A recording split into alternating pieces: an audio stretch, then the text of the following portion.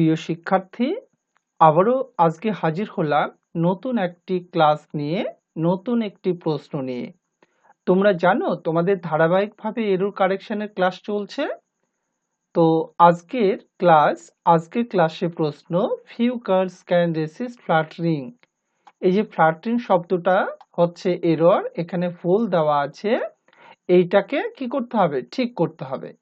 তো তোমরা এখানে জেনে নাও যে কি বলেছে।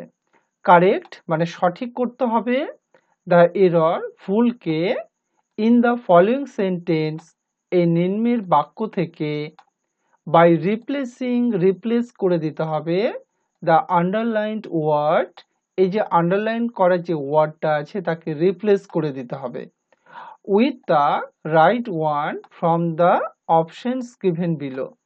এই যে নিচের যে অপশন দেওয়া আছে তার মধ্যে একটা সঠিক উত্তর আছে, আর সেই সঠিক উত্তরটি এই ফ্লাটারিং এর জায়গায় কি করতে হবে? রিপ্লেস করে দিতে হবে।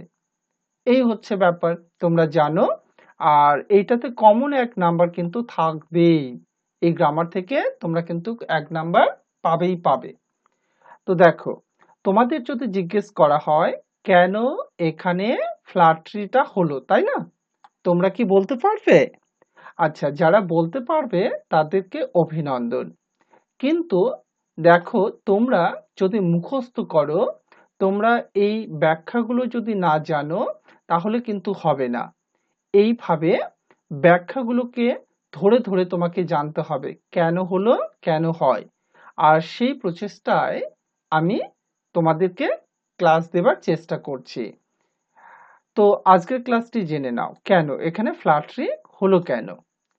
আমরা জানি মডাল ভার্বের পর মেইন ভার্ব সর্বদা V1 বা প্রেজেন্ট ফর্ম হয়। তো এই যে ক্যান, এটা হচ্ছে মডাল ভার্ব, আর মডাল ভার্বের পর মেইন ভার্ব কি হয়? V1। তো এই হচ্ছে রেসিস্ট, এটা হচ্ছে V1। আচ্ছা, তাই এখানে ক্যান রেসিস্ট কি? এখানে ক্যান রেসিস্ট হচ্ছে ভার্ব, তাহলে এই যে ক্যান রেসিস্ট হচ্ছে ভার্ব। যে বাক্যে দুটি ভার্ব থাকে, প্রথমটা অক্সিলারি আর পরেরটা হচ্ছে কি? Main verb. তাহলে ক্যান কে বলবো মডাল অক্সিলারি আর রেসিস্ট কে বলবো মেইন ভার্ব। এবার দেখো, ক্যান রেসিস্ট ভার্ব, ভালো কথা।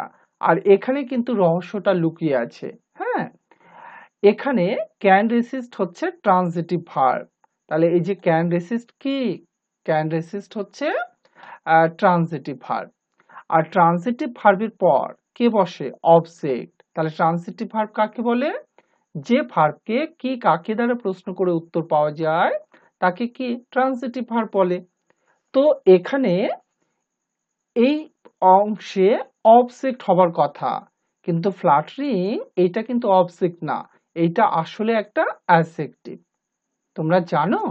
আচ্ছা, এবার দেখো, আর অবজেক্ট অংশে অবজেক্ট স্থানে নাউন বা নাউন ফ্রেজ বসে। অবজেক্ট স্থানে কি বসে? নাউন বা নাউন ফ্রেজ বসে।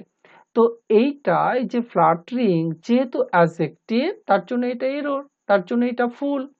এবার এই অপশনে দেখতে হবে কোন ওয়ার্ডটা নাউনে আছে। তাহলে এখানে নাউনে আছে ফ্ল্যাটারি। নাউনে কি আছে? ফ্ল্যাটারি। এই ফ্ল্যাটারিটা হচ্ছে একটা নাউন। এই ফ্ল্যাটারি শব্দটা হচ্ছে একটা কি? একটা নাউন। তার জন্য এটা হচ্ছে কারেক্ট উত্তর, সঠিক উত্তর। আচ্ছা, এবার এখানে দেখো, তাহলে ফ্লাটার, এই যে অপশনে যেটা আছে ফ্লাটার, এটা কি? এইটা একটা ভার্ব। ফ্ল্যাটারি এটা কি? নাউন। ফ্লাটারার এইটাও কিন্তু একটা নাউন। আচ্ছা, তাহলে দুটো নাউন পেয়ে গেলাম। তো দেখো, একটা বস্তু আর একটা হচ্ছে কি? ব্যক্তি। তো এখানে আমরা বস্তুটাকে লিখব কি? মেয়েরা, খুব কম সংখ্যক মেয়েরা বাধা দিতে পারে কাকে না? কি? তোষামোদ। তাহলে কিসে বাধা দেয়? তোষামোদে বাধা দেয়। আর অ্যাডজেক্টিভ এটা তো কখনোই হবে না, কারণ ট্রান্সিটিভ ভার্বের পর কে বসে? অবজেক্ট। আর অবজেক্ট স্থানে কে বসে? নাউন বা নাউন ফ্রেজ। এইটা যেহেতু অ্যাডজেক্টিভ তাই এটা ফুল। এখানে লিখতে হবে ফ্ল্যাটারি নাউন। দেখলে তো? দেখো, এই বাক্যের মধ্যে কত ইনফরমেশন, কত গ্রামার লুকিয়ে ছিল।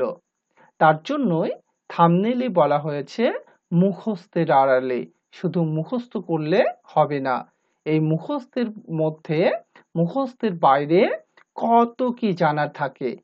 এবার জানতে পারলে তো? আচ্ছা, কমেন্টে জানিয়ে দাও ক্লাসটি কেমন লাগলো। আর যদি ভালো লেগে থাকে তাহলে অবশ্যই বন্ধুদের মাঝে এটাকে শেয়ার করে দাও। প্রত্যেকেই ভালো থাকবে, এই প্রত্যাশা নিয়ে আজকের ক্লাসটি শেষ করলাম।